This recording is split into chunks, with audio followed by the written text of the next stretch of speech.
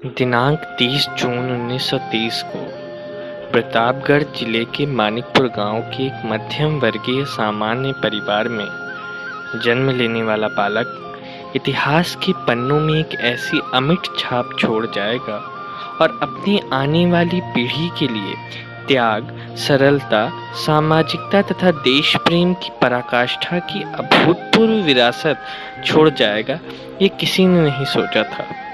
यह बालक कोई और नहीं बल्कि समाज के हर वर्ग के प्रति समान स्नेह एवं समर्पण रखने वाले स्मृति शेष विनायक नंद शंकर शर्मा जी हैं। विनायक नंद शंकर शर्मा जी ने अपना संपूर्ण जीवन समाज की विभिन्न शैलियों में स्वयं को पारंगत करने तथा आगामी पीढ़ी के लिए एक मील का पत्थर बन जाने में समर्पित कर दिया।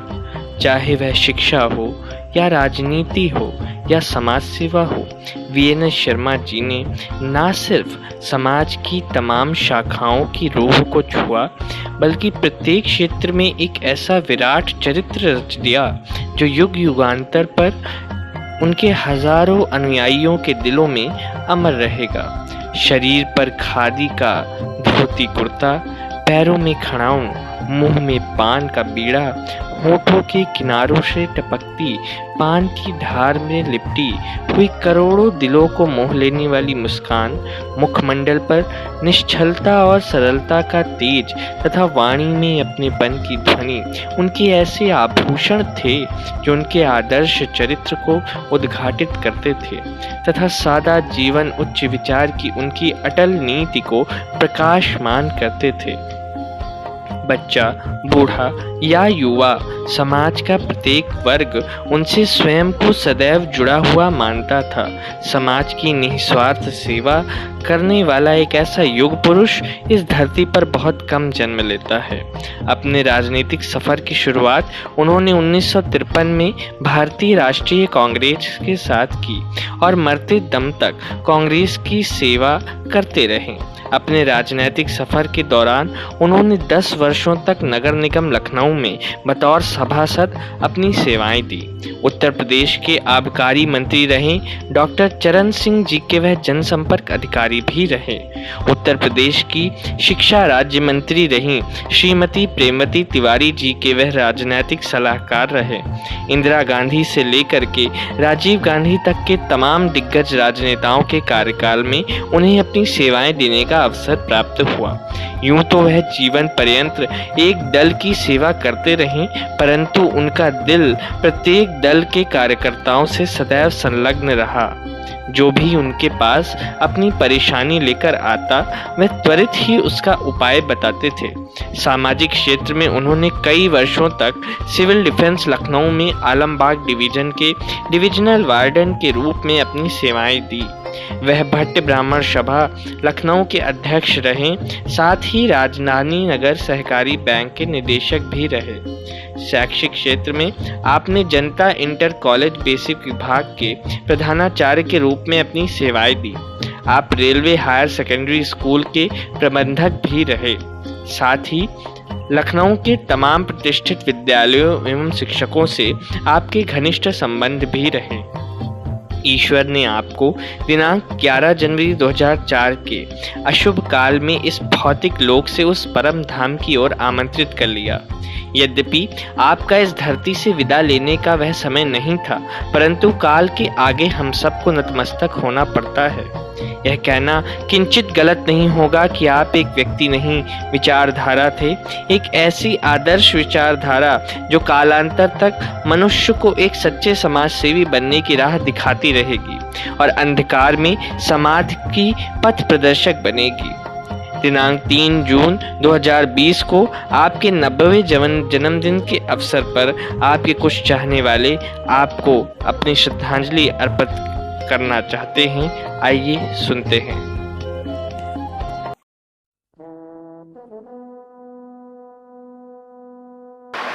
आज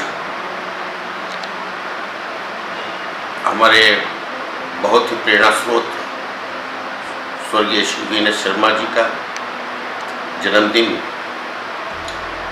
3 जून को हम लोग हमेशा मनाते हैं।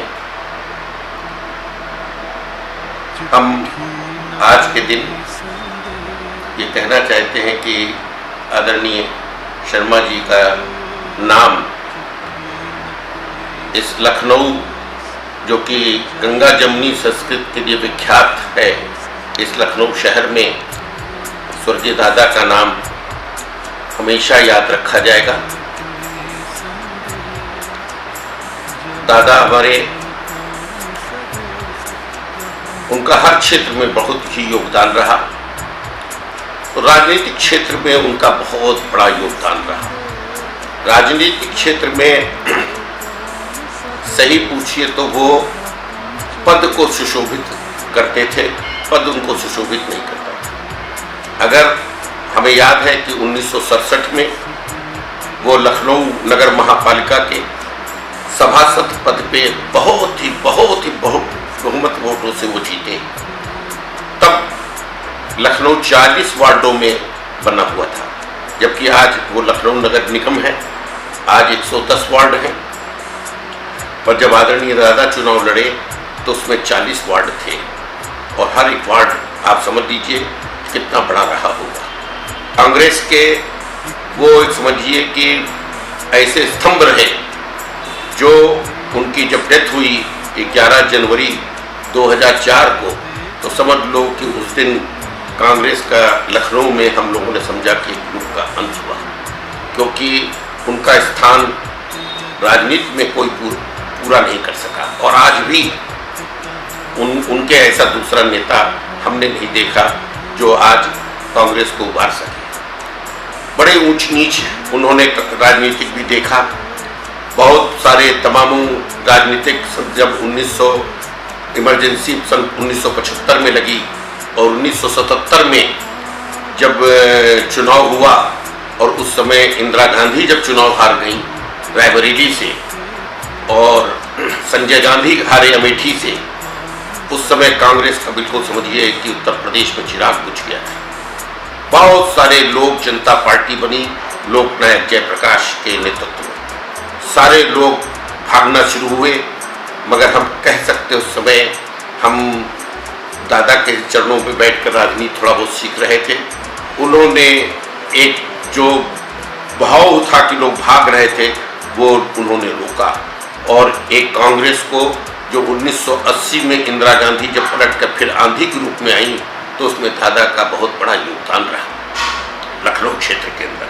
जब कभी इंदिरा जी 1977 से 80 के बीच में जब जनता पार्टी के नाम से सरकार चलाई जा रही थी, उस समय उस पीरियड में शायद कुछ ही कांग्रेसी बचे थे जो उसमें से लखनऊ में आप समझ लीजिए कि श्री विनायक नंदन शंकर शर्मा जी एक ऐसे नेता रहे कांग्रेस के, जो न केवल आलमबाग के नहीं, आलमबाग में तो उनका निवास था, पर वो लखनऊ में उनका नाम था।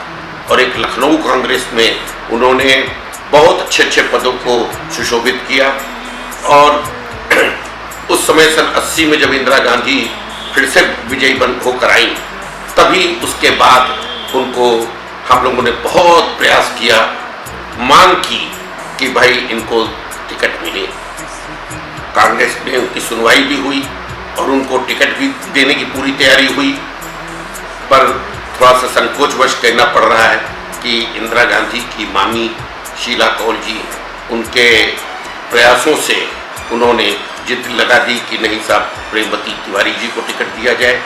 और उसके बाद जब दादा को ये सब मालूम चला तो उन्होंने सहर्ष अपना नाम वापस कहा, हमारा नाम कोई प्रश्न ही नहीं, और प्रेमवती जी चुनाव का टिकट आप दे दें। उन्होंने हाईकमान जो लखनऊ का था उनसे ये निवेदन किया, तो अपना टिकट उन्होंने निछावर कर दिया।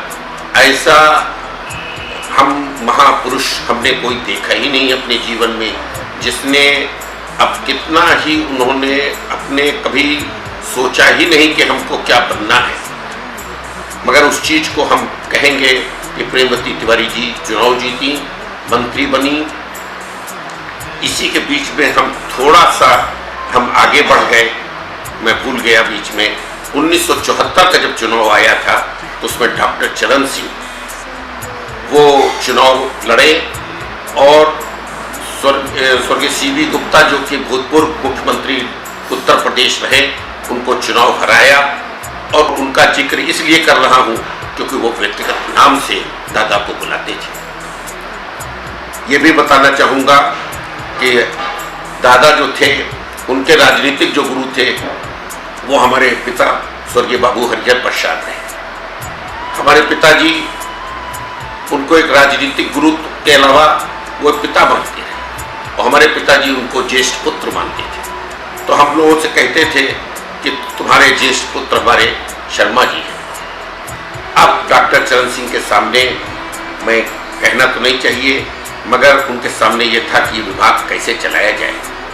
केवल एक ही व्यक्ति दिखे, वो आदरणीय दादा।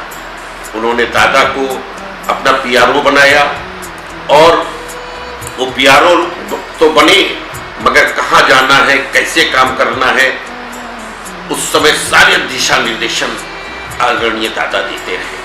और दादा से हिम्मती नंदन बहुगुणा जी की भी बात होती रही। तो बहुत सारे मुख्यमंत्री ऐसे थे जिनसे इन दादा की बात होती रही। हम ये कह सकते हैं कि उनका कद जो देखा जाए तो एक मंत्री राज्यपाल बनना चाहिए था उनका, मगर उन्होंने कभी परवाह नहीं की। उन्होंने केवल हमेशा एक जनता के बीच में रहकर जनता की सेवा की और जिसको भी चुनाव चिन्ह टिकट मिला उसको वो लड़ाते रहे। और लड़ाते लड़ाते एक समय ऐसा आया कि वो नहीं रहे। राजनीति का साथ उनका जब अंतिम सांस तक उन्होंने कांग्रेस की सेवा की, तो हम कह सकते हैं कि ऐसा राजनीतिक लखनऊ में दूसरा कोई नहीं, हमारी नज़र में कोई नहीं हो पाएगा। और भी क्षेत्रों में अगर हम बात करें, उनका हम व्यापारिक क्षेत्र में भी कहते हैं कि उनका सहयोग रहा, क्योंकि हमारे पिताजी का व्यापार से संबंध रहा और काफ़ी भट्टे, शराब की बिजनेस और भी कई व्यापार से वो जुड़े रहे।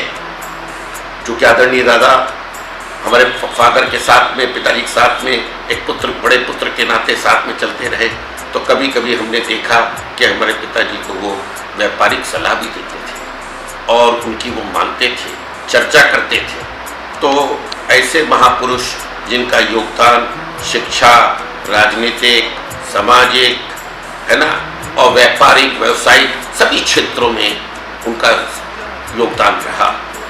आज एक समय कैसा आया कि 11 जनवरी 2004 शाम का समय था और उस समय दुखद ये था कि हम दिल्ली की जा रहे थे और उसी समय हमको ये सूचना मिली कि वो हम लोग बीच नहीं रहे, हम लोगों को छोड़ कर चले गए।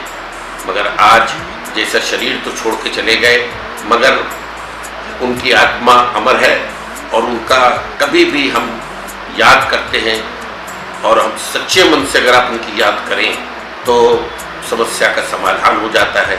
और छोड़ दीजिए, उनका जो पुत्र है सत्येंद्र जी, उनके जो प्रपौत्र कहा जाए, उनके सत्येंद्र जी के जो पुत्र हैं उत्कर्ष भट्ट, उन्होंने जो विनायक ट्रस्ट की स्थापना की, उनके नाम से जो ट्रस्ट चलाया, हर बच्चा खास है।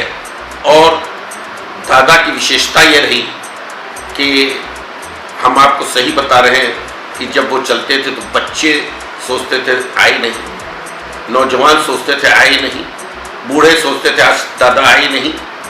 उनकी सभी से जैसे मित्रता रहती थी, कभी लगता ही नहीं था कि वो इतने बुजुर्ग हो गए हैं। तो उनको गुस्सा आता था, ऐसा नहीं था कि गुस्सा आता नहीं था। अगर वो कभी नाराज हो जाते थे किसी विषय पर, तो केवल उसी विषय पर वो नाराज होते थे और जैसे ही वो विषय खत्म हो गया उड़ गए। किसी को बैठक मीटिंग चल रही, किसी को डांटा डपटा, तो लोगों ने सन्नाटे में सब आ गए। मगर जैसे मीटिंग खत्म हुई, कहाँ उसके कंधे में हाथ रख के कहा और बुरा मान गया क्या। तो वो ये शैली जो उनकी थी वो हमेशा हम याद रखी जाएगी, क्योंकि उनमें ऐसा, हमने सच पूछिए तो ऐसा महापुरुष हमने कभी नहीं देखा और हम न समझ पाते हैं कि ऐसा कोई महापुरुष हमको हमारी ज़िंदगी में देखने को मिलेगा।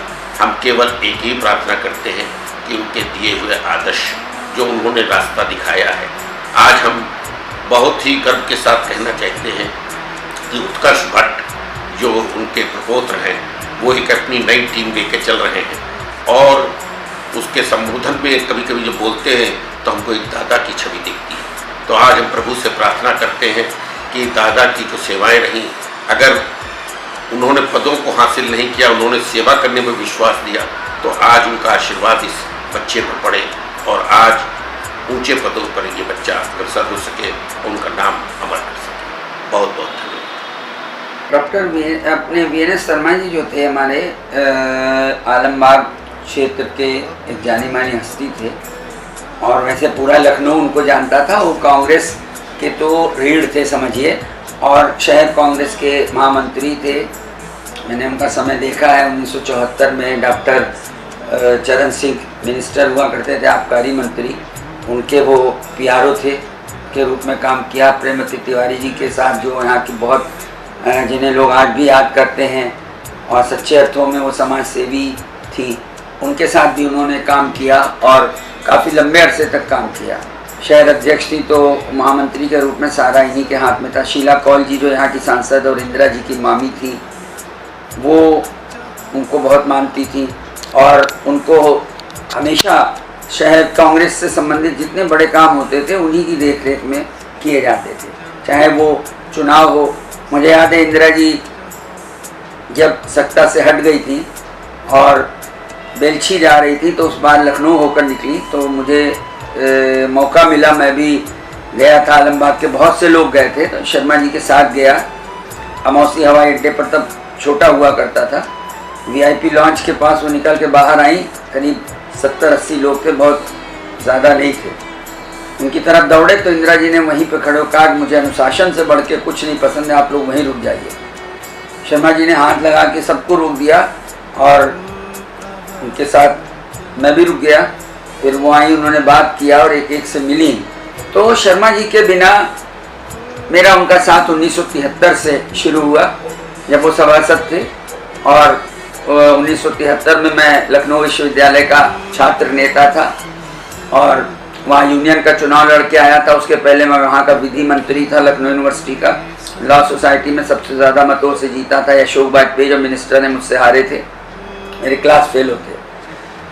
तो शर्मा जी मुझे बड़ा मान देते थे और छोटे भाई की तरह उन्होंने मुझे आगे बढ़ाया। वार्ड कांग्रेस कमेटी में भी लिया, फिर शहर कांग्रेस में लिया।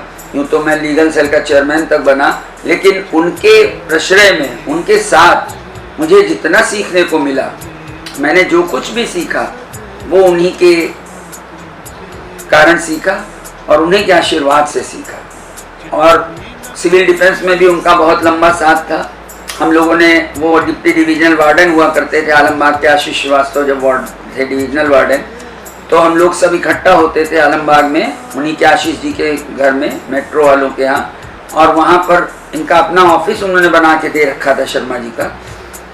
उसी ऑफिस में हम लोग बैठते थे सब लोग, और वहीं से राजनीति मैंने उनसे सीखी। और उन्होंने हमेशा मुझे बहुत गूढ़ और गंभीर विषयों पर बताया। मुझे बताऊं आपको कि मुझे सिविल डिफेंस में ले जाने वाले वो थे। मैं वकालत में बहुत बिजी था, तो उन्होंने कहा ये सब तो होता ही रहता है, समाज सेवा के लिए सिविल डिफेंस से जुड़ो। और सेक्टर वार्डन उन्होंने मुझे बनाया, फिर उसके बाद पोस्ट वार्डन मैं बना, फिर उसके बाद यहाँ डिप्टी डिवीजनल वार्डन हिंदनगर प्रखंड में बना जब यहाँ आ गया। लेकिन ये जो भी था शर्मा जी की बदौलत था। मैं समझता हूँ कि सुबह से जब वो कॉलेज से छूटते थे तो आलमबाग क्षेत्र में उनको मैं राउंड करते देखता था, कभी इस दुकान पर, कभी वहाँ और कभी वहाँ, और सिर्फ सबकी समस्याएं, और जो समस्या का कागज़ उनके हाथ में आया। आपको पता है तब कांग्रेस की सरकारें हुआ करती थी, कांग्रेस की सरकार थी। थाने से लेकर कहीं तक किसी का कोई काम होता था, शर्मा जी और क्या, सिर्फ 2 पान।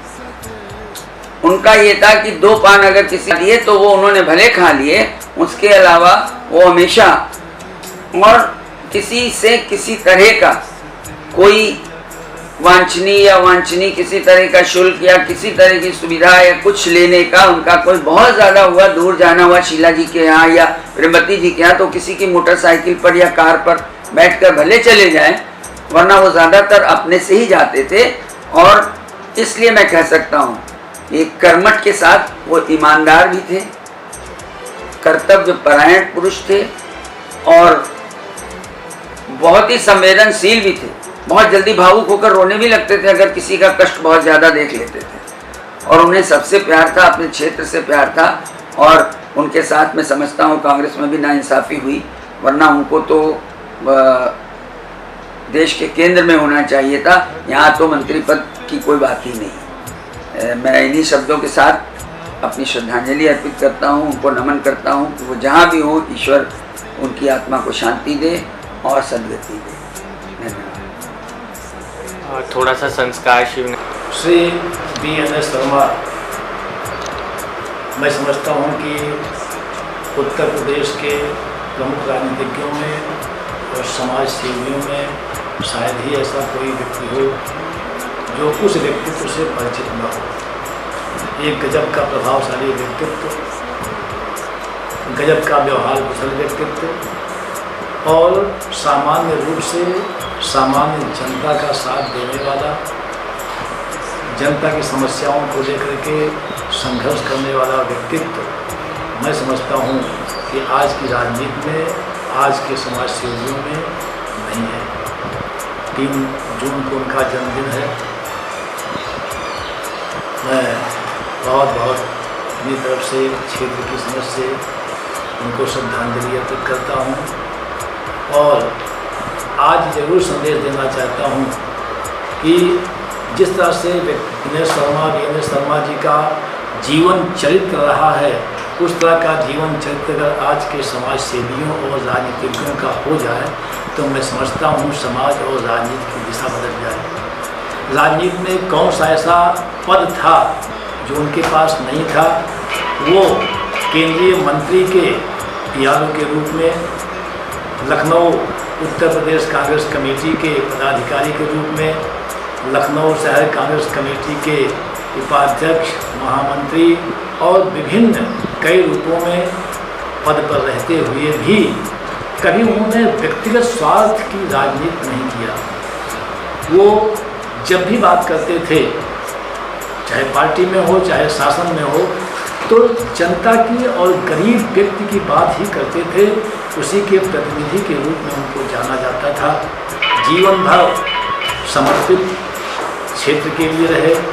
मैं तो समझता हूँ कि मेरे जीवन का आज जो भी स्वरूप है उसमें स्वर्गीय BNS शर्मा का बहुत बड़ा योगदान है। मेरे तो वो पथ प्रदर्शक के रूप में थे। जो रास्ता उन्होंने दिखाया उस रास्ते पर चल करके मैं आज यहाँ तक पहुँचा हूँ। उन्होंने कभी भी व्यक्तिगत स्वार्थ की राजनीति तो किया ही नहीं। परिवार में कुछ हो या न हो उनको कोई फर्क नहीं पड़ता था। समाज में, क्षेत्र में आम आदमी के लिए हो, इसका उनके ऊपर फर्क पड़ता था और इसीलिए आम आदमी के संघर्ष में वो साथी रहते थे। पैदल चलते चलते घर से निकलते थे और पूरे क्षेत्र में, कैंट विधानसभा क्षेत्र में पैदल ही चलते रहते थे। जहाँ जो प्यार से मिल गया उसको गले लगा देते थे, अपना आशीर्वाद देते थे और उसका साथ देने के लिए तुरंत चल देते थे। एक गजब का निस्वार्थ, कर्मयोगी और त्यागवान व्यक्तित्व BNS शर्मा का था। ऊपर वाले ने, भगवान ने बहुत जल्दी उनको ले लिया। आज वो होते तो शायद यहाँ कैंट विधानसभा में कांग्रेस की स्थिति अलग होती। और सबसे बड़ी चीज़ कि जीवन भर कांग्रेस का साथ उन्होंने नहीं छोड़ा। कांग्रेस पार्टी के तो सिपाही के रूप में, सेनापति के रूप में बहुत ही स्थिति खराब हो गई है, तब भी उन्होंने कांग्रेस का साथ नहीं छोड़ा। एक स्थिति ऐसी आई थी कि तिवारी कांग्रेस बन गई थी। यहाँ की प्रतिनिधि प्रेमवती तिवारी जी तिवारी कांग्रेस में चली गई थी, लेकिन BNS शर्मा ने कहा कि मैं कहीं नहीं जाऊँगा, मैं उसी कांग्रेस में रहूँगा जिस कांग्रेस में इंदिरा जी रही हैं, नेहरू जी रहे हैं, राजीव जी रहे हैं, राहुल जी हैं, सोनिया जी हैं, उसी कांग्रेस में रहूँगा। और प्रेमवती तिवारी को उन्होंने अलग कर दिया, प्रेमवती तिवारी का साथ नहीं दिया, उन्होंने कांग्रेस का साथ दिया है। ये व्यक्तित्व था BNS शर्मा का। मैं बहुत बधाई देना चाहता हूँ विनायक ट्रस्ट के जो सभी पदाधिकारी हैं, विशेष करके उत्कृष्ट भट्ट जी को बधाई देना चाहूँगा कि उन्होंने आज उनकी इस जन्मदिन पर उनको याद कर रहे हैं और उनके नाम से एक NGO बना करके उनके नाम को जिंदा किए हुए हैं, उनके नाम को समाज में लोगों को बता रहे हैं। मेरा जहाँ तक सहयोग होगा मैं उस व्यक्तित्व के लिए जरूर करने का प्रयास करूँगा। बहुत बहुत सच बात ये है, उस दौर की यादें बहुत सुखद और उस दौर की कांग्रेस का मतलब पूरा देश हो जाएगा। मुझे याद है कि जब मैं सभासद बना हूँ 89 में और वार्ड अध्यक्ष बना हूँ, उसके बाद करीब 92 में प्रेमवती जी अध्यक्ष की शहर कांग्रेस कमेटी थी, तो मैं वार्ड अध्यक्ष बना राजेंद्र वार्ड का। उस दौरान मेरी आदरणीय पंडित वीरेंद्र शर्मा जी से हैं कोई राजेंद्र नगर में त्रिपाठी जी जो कपड़े वाले हैं उनसे, वो लगभग जूनियर ऑफिस था कांग्रेस शहर कमेटी का और सारे ज़्यादातर लोग है। तो मैं इनको वहाँ जाके देखता था, धोती कुर्ते पहने हुए बहुत ही शानदार व्यक्तित्व का जो बड़ा एक अलौकिक चेहरा था। तो मैं, लेकिन अब चूँकि बहुत सीनियर थे, महामंत्री थे, उपाध्यक्ष थे, वार्डध्यक्ष थे, तो ज़्यादा उसमें बड़े अनुशासन भी होते थे, तो ज़्यादा उनसे वो नहीं होता था, लेकिन प्रणाम और सब चलता रहता था। समय ने करवट ली और हम संगठन मंत्री बने, लेकिन जब समय ने और करवट ली तो हम 95 में शहर कांग्रेस के अध्यक्ष बन गए और उम्र सीमा से 32 साल 33 साल, और ये सब बड़े सीनियर लोग थे हमारे। प्रेमवती जी से चाल लिया, प्रणाम लिया, आशीर्वाद दिया, उसके बाद मैं निकल पड़ा। बड़ी मुश्किल थी, लोग कहते थे नया लड़का बन गया, तमाम चीज़ें चाहिए। लेकिन उस समय मुझे किसी ने राय दी कि आप पंडित जी क्या जाइए, उनसे आशीर्वाद दीजिए। तो चूँकि पहले से थोड़ा बहुत परिचय था ही, तो मैं पंडित जी के पास पहुँचा, यही के वाले घर वालों बाग में जो दिनकर सरकार के पीछे है। तो मुझे याद है कि वो पंडित जी कितने साधारण तरीके से मेरे पास आए और बिना किसी हिचक के बड़े ठीक है, मैं बैठ जाता हूँ, हमने कहा लिया आप उठाइए, अध्यक्ष आप ही हैं, और हम तो राजनीतिक गतिविधियों के कारण हो गया मन का। और पंडित जी आ गए और पंडित जी ने आके ही अपना आसन संभाल लिया। उस समय कुर्सी मेज का चलन नहीं होता था, जमीन पर गद्दे पर मतनत पर और वो एक चौकी रखी रहती थी कागज पर बाप रोड पर, वहीं पंडित जी प्रतिष्ठापित हो गए, जैसे भगवान की मूर्ति प्रतिष्ठापित होती है वैसे पंडित बैठते हैं। अब उनके आने के बाद ऐसा लगा कि जैसे कोई घर का बुजुर्गों और कांग्रेस का बड़ा पुरोधा दफ्तर में आ गए हैं, बड़ी निश्चिंतता। अब साहब उनका क्या थी, केवल डिमांड ये होती थी, उनको प्रणाम करते रहिए, उनको पान खिलाते रहिए और चाय पिलाते रहिए। पूरी पान चाय और पैर छुआई में उन्होंने जिंदगी काट दी। उसके बाद कांग्रेस ऐसी सरपट दौड़ी के शहर उन्होंने फिर परिवार दरबारा सबने साथ मिलकर हमने प्रशासन महामंत्री बनाया। महामंत्री का बना पूरा उनको, वो मालिकी थे, महामंत्री का बना वो मालिकी थे पूरा। और कहने को हम कुर्सी पर अध्यक्ष जरूर बैठते थे, लेकिन सब कुछ वही थे। लेकिन उनके अंदर एक बड़ी खास बात क्या थी कि मुझे उन्होंने कुर्सी के रूप में अध्यक्ष रूप दिया। भले ही हम उनके लड़के समान थे, लेकिन सम्मान पूरा दिया अध्यक्ष और उनको तमाम बातें बताई। उसके बाद तो फिर कांग्रेस दौड़ की चली और कितने चुनाव हम लोगों ने लड़ाए, और जहाँ मैं जो बड़ी जैसे डॉक्टर फर्जी का चुनाव लड़ाया, कितना बड़ा चुनाव लड़ाया, हुआ क्या, फर्जी ने कहा यार आप लड़के, उन्होंने बता दिया लोगों ने लड़के हैं ये हैं, उन्होंने पंडित को आई कि हमने लगे कि ये हैं अध्यक्ष श्री और काफ़ी महामंत्री हैं, और सब उनको देखते ही करण सिंह को लगा दिया रही ये तो बात उन्होंने अपना। उनके अंदर एक बड़ी खूबी थी, 8-8 घंटे 10-10 घंटे 12-12 घंटे 14-14 घंटे इवेंट चुनाव के समय पर 16 घंटे उन्होंने एक जगह पर एक स्थान पर बैठ कर एक दूसरा काम किया। जैसे हम लोग मेयर का चुनाव लड़वाते था तो सारा कुछ में था। तो अब सब कहने की बातें अब तक कांग्रेस का नहीं है, जो मतलब है ठीक है। सोनिया जी भी हैं, आदरणीय राहुल जी भी हैं, प्रियंका जी भी हैं, कि जो कांग्रेस का उस समय स्ट्राइक, एक क्रेज, एक कांग्रेस का जो एक जिसमें देश जागृत होता था। और उसी के लिए ये सब पंडित आदरणीय स्वर्गीय वीएस शर्मा जी, पंडित आदरणीय विनायक नंदन सरल वाली बात में हम लोग जान पाए कि नाम मुझे आज भी याद है।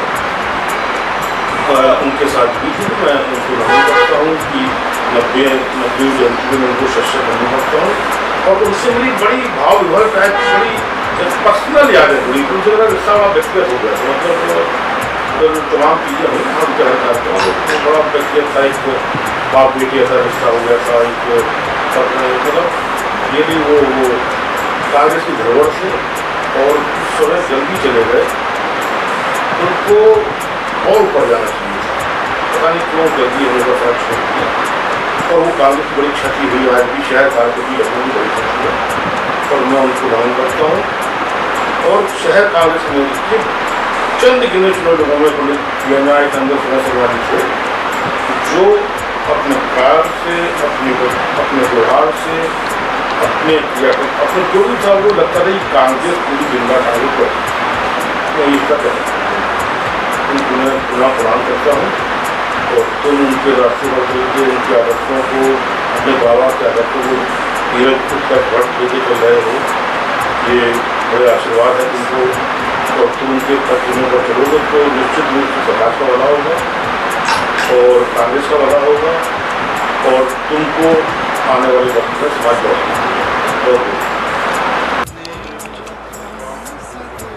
आदरणीय स्वर्गीय श्री विनायक नंदन शर्मा जी के 90वें जन्म दिवस पर हार्दिक शुभकामनाएं व आदरणीय विनायक नंदन जी को नमन। इस शुभ दिन में श्री विनायक नंदन जी का जन्म हुआ। लखनऊ में 1980 से के बाद का जो समय था, जिस समय मैं उनके संपर्क में आया,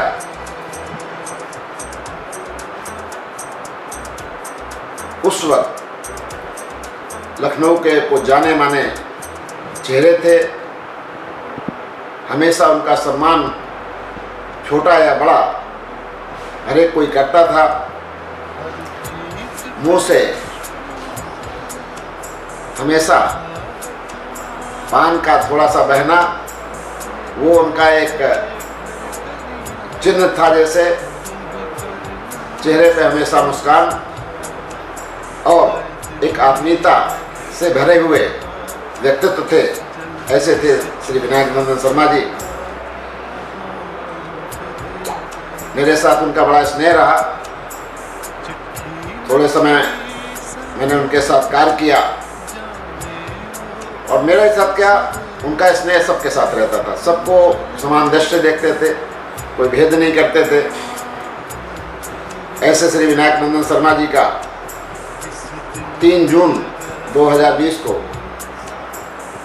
90वां जन्म दिवस संस्कार श्री विनायक ट्रस्ट के द्वारा मनाया जा रहा है। संस्कार दिवस की हार्दिक शुभकामनाएं और बधाई। परम श्रद्धेय स्वर्गीय श्री विनायक नंदन शर्मा जी का जब नाम लिया जाता है तो बलबस हमारे मानस पटल पर एक श्लोक आने लगता है। बदनम प्रसाद सदनम सदयम हृदयम सुधा मुचो वाचः कर्णम परोपकर्णम एसाम केसाम नते बंध्या। जिनका मुख प्रसन्नता का घर हो, जिसके कार्य दूसरों के हित के लिए हो, जिसके अंदर संभाव हो, जिसने दूसरों के लिए अपना जीवन जिया हो, ऐसा पुरुष किसका वंदनीय नहीं होता। अर्थात सब लोग उसकी वंदना करते, उसका सम्मान करते हैं। 3 जून को श्रद्धेय श्री शर्मा जी का जन्मदिन है। इस अवसर पर हम उनको श्रद्धा सुमन अर्पित करते हैं और जब कभी उनके विषय में सोचते हैं कि उनका व्यक्तित्व कितना विराट था। समाज का ऐसा कोई क्षेत्र नहीं जिस क्षेत्र से वो जुड़े न रहे हों। चाहे वो शिक्षा का क्षेत्र रहा हो, चाहे समाज सेवा का क्षेत्र रहा हो और चाहे राजनीति का क्षेत्र रहा हो। और सबसे खास बात यह है कि हर क्षेत्र में वो अपना बराबर दखल रखते थे। उन्हीं के स्मरण में जो संस्कार विनायक ट्रस्ट बनाया गया है, तो उसकी हम बहुत भी प्रशंसा करते हैं और बधाई देते हैं कि जो आदरणीय स्वर्गीय शर्मा जी ने सपना देखा था, जो उनकी सोच थी, जो उनके विचार थे, उन विचारों को, उनकी सोच को, उनकी सपना को साकार करने के लिए ये संस्कार विनायक ट्रस्ट निरंतर प्रयत्नशील है। हमारी शुभकामना है कि ये संस्कार विनायक ट्रस्ट निरंतर उनकी भावनाओं को देखते हुए, उनके व्यक्तित्व को देखते हुए उनके सपनों को और साकार करे और निरंतर आगे बढ़ते रहे।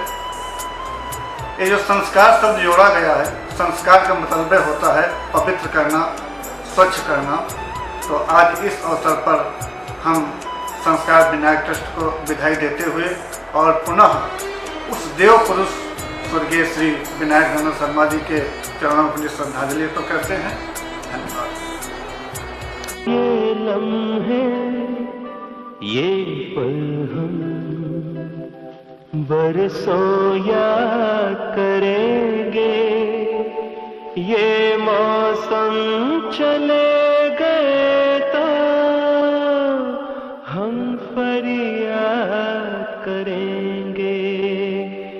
ये लम्हे, ये पल हम बरसों याद करेंगे, ये मौसम चले गए तो हम फरियाद करेंगे। ये लम्हे, ये पल हम बरसों याद करेंगे, ये मौसम चले गए तो हम फरियाद करेंगे, बरसों याद करेंगे, हम फरियाद करेंगे, बरसों याद करेंगे।